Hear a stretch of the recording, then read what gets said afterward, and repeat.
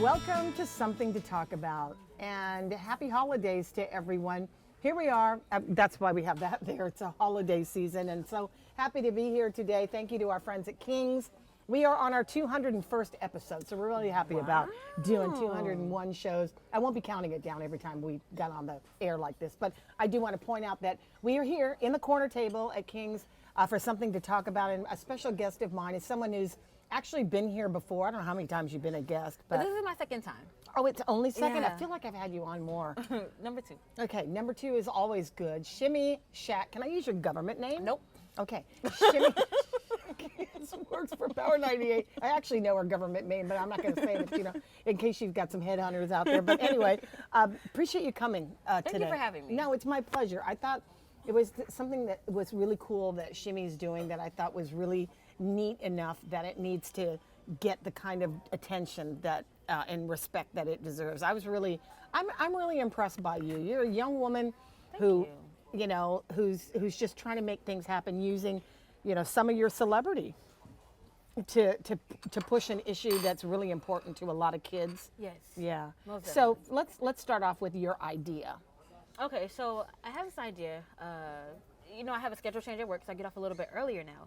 Oh, I have my afternoons free, and I was like, I would love to do an after-school program for troubled and bullied teens.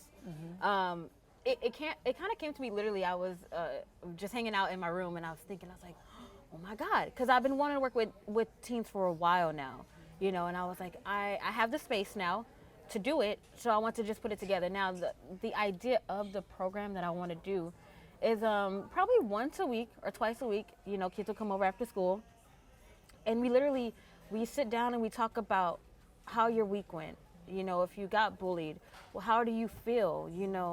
And it's just like a support group. We be there for one another. Like, ultimately, my idea is to build trust, because I think trust is the key to anything. Whether you want to build a friendship, relationship, you go out to the real world, you have to trust people because you need people. And without trust, I really don't think we could get anywhere. Yeah. So, and I know adolescence is such a critical time, developing those skills. And I had a hard time with that growing up, being picked on, literally not having anyone to turn to, So I was like, I would love to be the person that I needed when I was younger. So how will the program go? You say like maybe once or twice a week, they come to a space where you have already identified. Right. And you say you want to deal with really only teens. I mean, that's the age group that you want. I was thinking 13 to 17. Okay. I literally have no idea. I'm so new to this whole concept. Yeah. So I just have an idea in my head and I want to bring it to life. Okay. I don't know how to go about it. First, can I ask you how old you are? I am 30. Oh, you're 30? Yes. I thought all the time you were 20-something.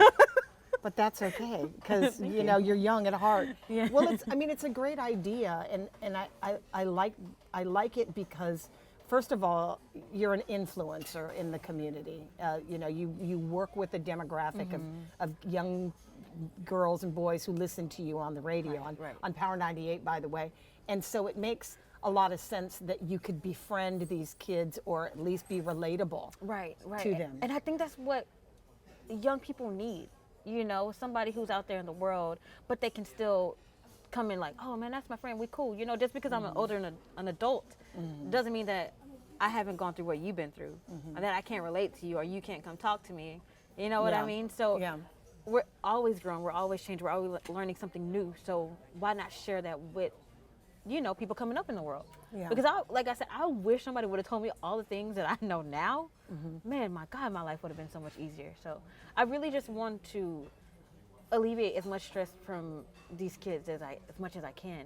Yeah, there's a lot of stress. And I'm pretty sure that you hear a lot from these kids when you go into the schools and you talk to them. What do they tell you? What is most of what they relate to you? I just hear like, people being picked on for no reason, like because they're different. Whether it's the way they dress or how they do their hair or how they talk. You know what I mean? Do they tell you these things? Like they confide in you? Sometimes. Sometimes. And that's why I understand. I don't push the issue. I'm an open door, you know what I mean? Yeah. I'll let you tell me what you want to tell me. Yeah. Sometimes I get it. Sometimes I get approached, or they'll hit me up on Facebook, slide into the DM or whatever the case may be. And, or Shimmy, I heard your show today, or I seen you this and you helped me, I was going through that, and just hearing you acknowledge it made me feel a whole lot better. And I don't even know I had that influence on people. It blows my mind sometimes, like, oh, whoa, dude, I was just talking about my life. Well, see, and I think that's what it is. A lot of people don't know what people's stuff is that is stuffed for a lot of years. And I think that maybe the fact that you're 30 makes it easier to communicate it better, or at least come into grips with the maturity has had you come into grips with your emotions. I'm learning to be vulnerable. You know what I mean? Because at first I wasn't always this open, and my willingness to share what I've been through and how life for me in school was. I was not always like this. It took me a while. That's what I want people to know. Like, so I think you're allowed to feel your emotions. You can feel how you want to feel. No one can ever take that away from you. If you're sad, be sad. If you're happy, be happy. But you can't get stuck somewhere. You know what I mean? Like, if you're sad, you can't get stuck there. And I was stuck there for a while. Well, let's talk about it then. Where did you grow up? I grew up in Houston, Texas. Born and raised there. Went to school there. What was your community like? Actually, I moved around a lot. Just because, my mom had 5 kids. She had to do what she got to do.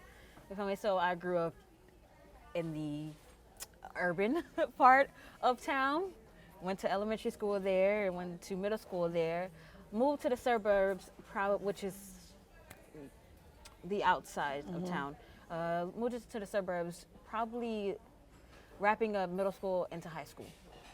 But honestly, it didn't matter where I went. This is the school over here. I was over here in my own little corner, because I could never fit. I never fit in. What were you not fitting into? Was it stuff that people were doing that you couldn't relate to, or were they ostracizing you? Ostracizing me, for sure. I was the kid. Was it after you moved to the suburbs though? It didn't matter where I went. Oh, okay. It didn't matter where I was. Why didn't they like you? I was the kid with You the can big eat, by the way. glasses. Okay. With the big glasses about this big. Oh, so your look was what was the My draw? look is what. That's what got them. Okay. And I'm older now. I know kids are just naive. They don't know. Sure. And, I was different. I've been wearing glasses since I think before I could walk. So I was. Well, now everybody wears glasses. Kids wear glasses all the time. It's hard to call. I guess when they as big as your face, it kind of makes it a little bit different. I remember getting glasses and they called me Four Eyes. Oh, I got called every name in the book. Well, I was worse than Four Eyes, because that hurt. That hurt in the 70s. So nothing surprised me anymore. Okay. I was actually born with an eye condition, which is called nystagmus, which causes my eyes to move back and forth involuntary. And I have amblyopia, which is a lazy eye. So this one kind of drifts off a little bit, So like, are you talking to me? Are you looking over there? You know what I mean? And like, I had to have super thick glasses because I was born with cataracts. Okay. So your sight was a problem, and so you had to have the assistance. Right. Yeah. So I actually developed cataracts at 6 months. So they had to remove. 6 months old? 6 months old, yeah. Oh wow. So Okay. I had to undergo surgery to remove the lens, which caused me to have super thick glasses. So okay. so kids, you can't explain that to no 8-year-old. They don't know what that's about. So Yeah, they just know you're wearing I don't even know what that glasses. was about. Yeah. Exactly. So So they made stand fun out. of you that way. Most definitely. But now, I guess but this is just my life. So now it doesn't bother me. I forget that I have my eye condition until somebody brings it up. You know what I mean? I'm like, oh, dude, I forgot. Well, now it's a part of your. It's a part of your life. It's a part of my identity. So, But when you're 8, you when you're have 8 to and people learn don't- to love yourself. Yeah. And I had to learn that at an early age. did you get a lot of support from your parents, from your mom, your brother, Yes. your sisters, or anything? Yes. And the funny thing is, I did. My sister, me and her always went to the same school. Me, her, and my brother. And they were the complete opposite of me. Cool kids. Oh, Pretty girl. they were in the cool kid crowd. Oh, pretty Place at the boy, lunch pretty girl. table? Oh. They always had a seat at the lunch table. Oh, come sit with me. Come sit with me. My sister would have to bring me over. She's like, move over. Make room for my sister. They didn't know I was her sister. They're like, oh, dude, that's your sister? And I was like, oh, it's okay. I don't want to sit here. It's okay. I was like, sit down. And she's like, y'all gonna leave her alone.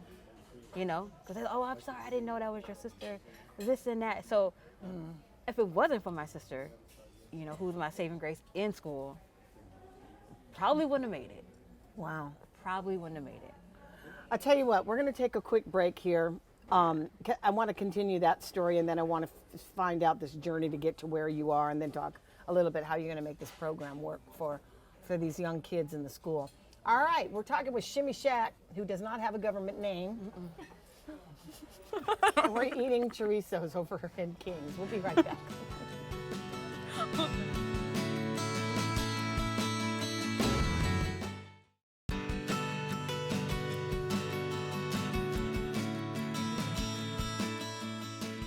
We're back here at Something to Talk About, talking with Shimmy Shack. The ordeal and the life that you've had, 30 years old, remembering in now your adulthood, you know, some of the hard times that you had when you were a kid. Right. And she's trying to start up a program where kids maybe once or twice a week can come to, you know, a space, wherever that will turn out to be, where they could do their homework and you guys could talk and... Yeah, a safe space. Yeah. You know what I mean? Because I'm especially with the way that, you know, society's going now, there's really nowhere you can go, you know? And Tell me about that. Like, you told me that, you know, your sister rescued you from the pack, Yeah, really, she at school, really because did. she protected you. Most and made definitely. you sit at the cool girls table. Right. Okay, so then you had a little bit of credibility because you were somebody's sister and under their wing. What was it like when you say you didn't have any space? Like after school, you're talking about? I was such a nerd in school that I would have to sit next to my teacher Oh, because, you know, that was the way to learn? You were distracted from learning by the kids that were picking Sometimes. on you? I couldn't sit next to, you know, certain kids in school because throughout the entire class, they're making fun. They're saying something under their breath. You know, obviously I can hear them because, well, I'm right there. But my teacher couldn't, you know what I mean? So, And that was all day, every day. so it was at one point I was like, I'm just gonna move to the front, sit in my little How corner. did you? I mean, how did you get through that? Auntie Patty, I don't know. I don't know, and I think about that sometimes. I'm like, man, I would have lost my mind, literally. You know, Yeah. I don't know. And then that was me back in the late 90s, early 2000s. I can only imagine what it's like now with social media. Oh. You got Well, you know what it's like cyberbullying on- because kids will bully kids on social media. Cyberbullying is beyond real, and it's sad. Like, Yeah. you know, social media was meant to be fun, interacting with people who are far away and, you know, that kind of deal. Like-minded, Right. similar interests, and all that stuff. But when you can't even, you know, say if you get bullied at school, you can't even go on social media because somebody's bullying you over there. Or you have to compare your life to this person. Oh, they have this on, or they look like this. And how Why many can't stories? I look like that? And Or- how many yeah. stories over the years have we heard about kids like being driven to take their own lives as a result of that, to Exactly. get out of the pressure? Did those thoughts ever cross your mind? Yes. I've never said that out loud. How old were you? I'm 30. How old were you? When I thought about it, I want to say in middle school. So, you know, 11, 12. Things just got so too Yeah, too I much. didn't want to go to school. I hated going to school. I was like, dude, again. I was like, again? Like, Was it I a had to go to fleeting school. thought? Was it a fleeting thought, or was it something that you actually really were weighing and considering? I think, you know, due to my sister, you know, my mom and all that, it was fleeting. It came in waves. Yeah. I didn't want it to marinate. I didn't want, because Did you tell them about it, your mom and your sister? no, I didn't want to, you know, I knew what suicidal thoughts were and how they make people feel. You know what I mean? I didn't want to do that to my mom. I didn't want to scare her. I didn't want to make her, you know, like, oh God, my daughter wants to take her life. You know what I mean? Because she's harassed every day or picked on every day. I didn't tell Boy, I anyone. tell you, your mother must have had some, was she self-restraint by not marching right into that school and grabbing She somebody had to, by the and collar? I know that my mom loves me very much, and I know she did what she could do. But she had to put food on the table for 5 kids. Yeah. She couldn't leave every day to Address them. rescue me, you know, because Yeah. if she could, she would, you know. Yeah. If she could take these things that made me different away, she'll take them away in a heartbeat. So I know she loves me, and I don't never take that away from her. You'll never falter for No, absolutely not. that. At what point was it after high school that did you go through this all throughout high school? Yes. Even in high school, same Yeah. kids? So I tried to be cool because I was a mascot in high school. I was like, maybe this will make me fit in a little bit. That didn't help either. It was like, No. oh, dude, look, the nerd, and she's a mascot. That was like double whammy. But I didn't. But it was something that I liked, so I kept doing it anyway. And it was a place Well, that's pretty for me to be cool. fun. Yeah. But I can hide my identity. You didn't know who I was until I took the little mascot head off. You know what I mean? So it was You a were way- all, I mean, you had confidence to do that. You know what I mean? yeah. You had confidence to be identified as the person who was under that Right. mask either way. So that was my only escape in high school, and I only did that. I did that my junior into senior year. No. So So- what was it like after you, I mean, do you have good friends from high school? Well, I mean, I'm acquainted with some. Honestly, I don't hold grudges. I have no animosity towards anyone. This is just my life, you know. So I'm still acquainted with some people from high school. Yeah, we cool. If I see them when I go back home, that's lit. You know, it's dope. But I'm not gonna like, hey, what's up? You know, I You're don't not gonna just try and Facebook anybody, hey, remember me? Yeah, you know what I mean. Yeah, I don't. yeah. I'm not concerned if you remember me or not. I'm Yeah. not concerned if you want to talk to me or not because I'm moving. I have to move on with my life. How long after you graduated from high school did you feel like you had been liberated from that? Was it like after high school that you didn't have to deal with this on a daily basis? And in your adult life, has it happened since? I still get picked on to this day because, like I said, people just Who don't picks understand. on you? I want People to who know don't their names understand. right now. It's okay. Are you picking on me? No, it's okay. I'm sorry. I No, I don't mean to make light of it, just- but it's still. Just, I have a condition that people don't understand. As I mentioned, it's okay. I get it because I don't get it. don't look like it. It's okay. I mean, I don't get how evil that can be, even as an adult. You know, as an adult, that they could not.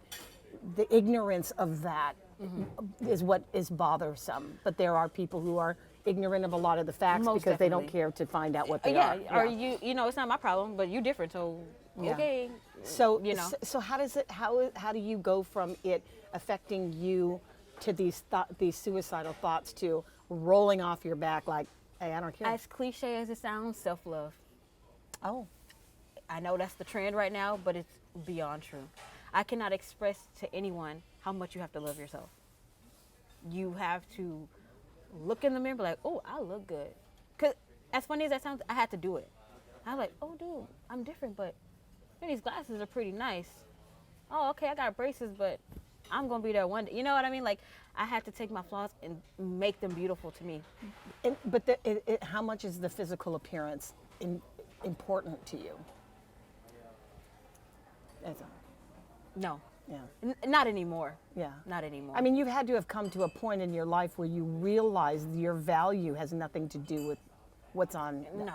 I hate to say that, what's on the outside, but externally, It's- that's how we judge people when It's we first true. see them. We're the society that we live in. You have to look good in order to be approached. That's just what. That's life. That's what it is. Whether we want it to be that way or not, Right.